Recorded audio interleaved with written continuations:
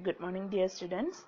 Today we are going to see about electromyogram. Okay, what is electromyogram? It is just used to record the potential that is generated in the muscles. Okay, in the last classes we discussed about electrocardiogram, which is used to measure the potential of the heart, and next electroencephalogram, which is used to measure the potential or the activities of the brain. So today we are going to see about the muscles. Okay, so the measuring device for this for the signals of muscles is called electromyogram. So what is electromyography? It is just the science of recording and interpreting the electrical activity of muscles action potential. Okay, just recording and interpreting the electrical activities of the muscles. Okay, muscles action potential. We are measuring this action potential of the muscles. Okay, so what is electroneurography? So if we are recording the peripheral nerves action potential, it is called electroneurography. And if we are recording the electrical activities of the muscles, when it is electromyography. So how we are measuring the electrical activity of this? Normally for this measurement we are using the surface electrode. Okay, that is just we are placing the surface electrode on the muscles and just taking the measure. Also for the measurement of electromyography we are also using the needle electrode. So just to record the action potential, there will be some individual motor units. So what is motor unit? What is motor unit? Can anyone know what is motor unit? Okay, it's just a functional unit of muscle contraction and includes the motor nerve fiber and muscle fiber. Okay, just it's a functional unit. Okay, yeah, when you look on the figures of the muscles also there will be various units, various layers and various parts of the layers of the muscles. Okay, that is called motor units. Each unit is called a functional unit. uh, and so this is the functional unit of a muscle contraction, and it includes the motor nerve fiber and the muscle fiber. Okay, so we are, for this purpose of the measurement of electromyograph, we are also using needle electrode. So needle electrode is inserted into the muscles, so so that the muscles will contract and it will produce an action potential. If the muscles is in contracted position, we can say there is some action potential, and if the muscles are in relaxed position, means we can say there is no action potential. So okay, so this EMG appears like a random noise waveform. The action potential is produced by the contraction of the muscles, and in relaxed states there is no action potential. Okay. Next we are going to see about the EMG recording setup. Okay. So this figure shows the EMG recording setup. Okay, it consists of a differential amplifier, a power amplifier or an audio frequency amplifier, then tape recorder, then oscilloscope, then speaker. Okay, these are the parts of this EMG recording setup. So for the measurement in the hands, we are connecting the differential electrode. In the hands, we are connecting the electrodes, and that electrodes are connected to the differential amplifier, right? So we can use two types of electrodes in the hands. What are the two electrodes? Surface electrodes as well as needle electrodes. Okay. So this surface electrodes and needle electrodes are used to pick up the potential that is created from this muscles of the hands. Okay. So how this electrodes are placed in the skin? So when we are placing this electrode, means before that we have to clear the skin. surface of the skin, and we have to apply some electrode paste. Then these electrodes are kept in place by means of an elastic band. Okay, so these electrodes are placed based on some elastic band. Okay, normally for this recording setup we are using two types of electrode. Okay, for this purpose we are using what? Two types of electrodes. Okay, first one bipolar electrode and second one unipolar electrode. Okay, what are the two types of electrodes here we are using? Bipolar electrode, next unipolar electrode. So in the bipolar electrode, the potential difference between two surface electrode resting on the skin is measured. Okay, so in this bipolar, what we are doing, we're just measuring the potential difference between, so that is here we are using just two surface electrode on the skin.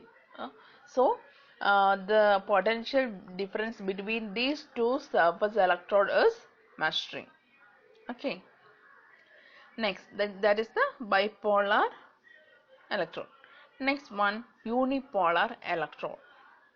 So in this unipolar electrode, it is mainly used in needle electrode, that is the reference surface electrode resting on the skin, and the needle electrode which acts as active electrode is inserted into the muscles. Okay, in the bipolar mode we are just using surface electrode, two surface electrode. Okay, in this unipolar mode we are just using one reference electrode as well as a needle electrode which is inserted into the muscles.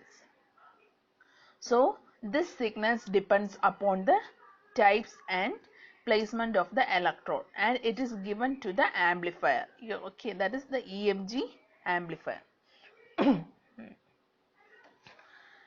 The surface electrode. So if we are using the surface electrode means it is picked up by the overlapping spikes. The surface electrode picks up the overlapping spikes. So there's a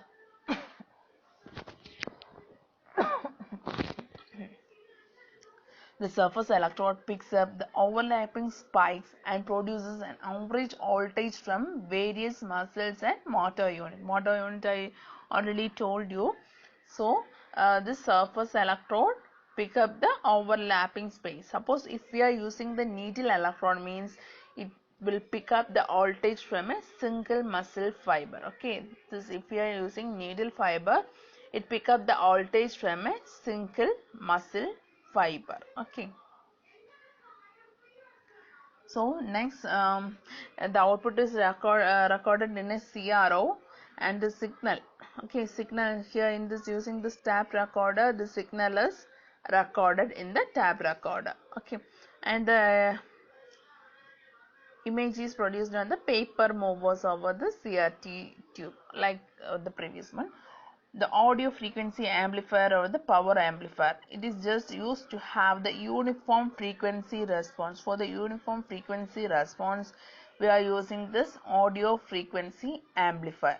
So the myographer can listen the sound from the speaker and diagnoses the muscular diseases. So from the power amplifier there will be some frequency response. Okay, when we are connecting, first we are connecting the surface electrode or needle electrode to the differential amplifier, then we are connecting to the tab recorder where it is recorded, then to the power amplifier which have a uniform which gives a uniform frequency response. So the person who take the myograph can listen the sound from the speaker and can diagnose the muscular diseases.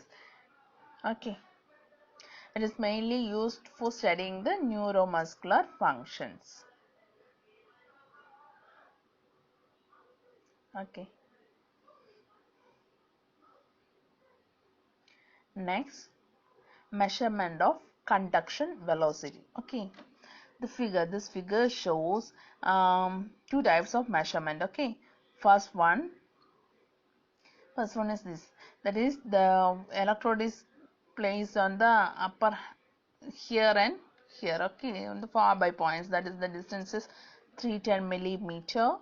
And in the second one, the electrodes are placed close by. Okay, so the measurement of conduction velocity in motor nerve, it is used to indicate the location and the type of nerve problems. Okay, so for measuring the types of nerve problems, we are using this conduction velocity. Okay, so how we are measuring this? So we already know if we want the okay, if we want the cell to be in the action potential, we have to apply some energy to the cell so that it will activate and it will come to the action potential from resting potential. Similarly, here also the nerve function is examined directly by various segments of the nerve by means of stimulating it with a brief electrical shock. Okay, so we have to apply some electrical shock. So we have to take care the pulse duration of this must be 0.2 to 0.5 meter per second. Okay, meter per second for measuring this. Okay, so here there is one term, latency. What is latency? It is the elapsed time between the stimulating pulse and the muscle's action potential. That is just the time period, okay, between the stimulating impulse and the muscle's action potential. Okay, here here in this first one, this is the stimulating electrode, okay, and this is the EMG electrode. These are placed at 2 points on the skin at a distance of L1. The distance between this stimulation electrode and this EMG electrode is given as L1. Okay, L1. So the electrical pulse is applied to this stimulating electrode. So when the excitation reaches, the muscle will contract within a short time. Okay, so within a short time, these muscles will contract due to the electrical pulse applying to this stimulation electrode. Okay, that is the first figure showing. So the action potential generated in the muscles is picked up by the EMG electrode and is displayed in the oscilloscope. So the potential of the muscle is picked up by the electrode and is displayed on the oscilloscope. The elapsed time, here T1 is the elapsed time, it is the latency time. Okay, it's measured here. So in the next figure we are repositioning. So here we are placing the stimulation electrode nearby the EMG electrode. Okay, so the distance between these two is given as L2 meter and the latency is given as T2. Okay, so here normally the conduction velocity, the distance between, that is L2, that is the distance between this one is less than this L1. Okay, so the conduction velocity is given as L1 minus L2 divided by T1 minus T2. Okay, so normally the conduction velocity, if a person has no problems in the muscles, means the conduction velocity range is 50 meter per second, and if it is below 40 meter per second means there will be some disorder in the nerve conduction. These are about electromyogram. Okay, electromyogram.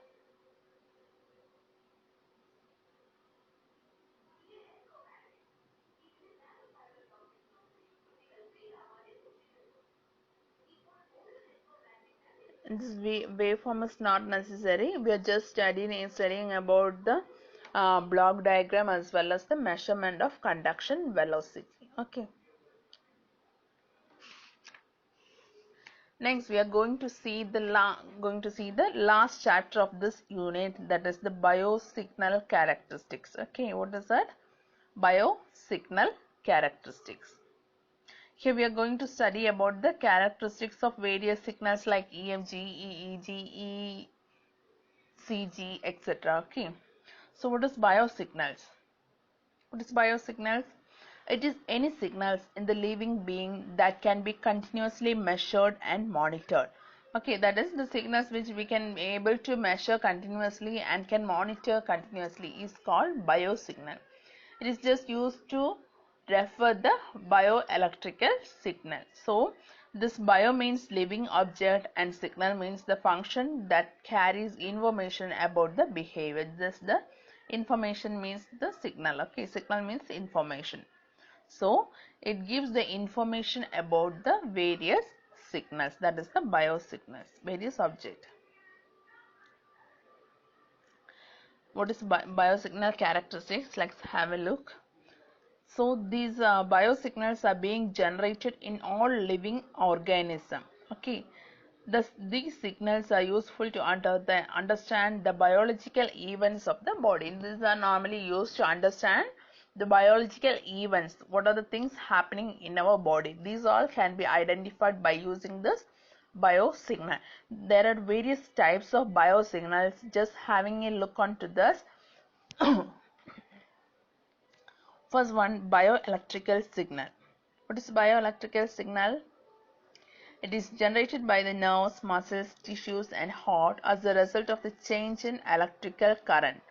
Okay, which are produced by the some potential difference across the tissues and organs. That is, the electric current produced as a result of varying potential difference across the tissues and organs. Current due to the potential difference, that is called bioelectrical signal. For example, ECG, EMG, etc. all comes under this bioelectrical signal. Okay. Next, biomagnetic signal. What is biomagnetic signal? So there will be some magnetic field around heart, lungs, brain. Okay. So it is measured from the activities which are linked to the electrical field from an organ. So these that is, there will be some magnetic field generated in the organs such as heart, lungs, brain. So it can be measured by using this. In that signals is called as biomagnetic signal. For example, magnet cardiography. Okay. Next, biochemical signal. Okay, what is biochemical signal? So it is that is, this signals contains the information about the change in concentration of various chemical agents in the body. We all know in our body there will be various chemical agents. So this biochemical signal gives the information about the change in concentration of various chemical agents in the body. Example, glucose level. Hope you understand. Next, biomechanical signal. It is produced by the mechanical function of biological signal such as motion and displacement pressure. Okay. So this is mainly concentrating on the mechanical functions such as motion and displacement pressure. So it is mainly, the example of this is blood pressure measurement is the biomechanical signal. From this biomechanical signal we are using this blood pressure. Okay, that is blood pressure, that is a measure of the pressure of the blood. Okay, so we can say the motion and displacement here. So these all comes under this biomechanical signal that you will study in the 4th unit. Okay, bioacoustic signal. They are special subset of biomechanical signal that involves in vibration and basically motion. Okay, it is a type of biomechanical signal which involves vibration and basically motion. Example, respiratory system. Okay, hope you understand that. Okay, these are the characteristic main biosignal frequency and amplitude ranges. Okay, in this figure it's given the various signals and this frequency range, amplitude, what are the electrodes using, and where the signal is originating. Okay,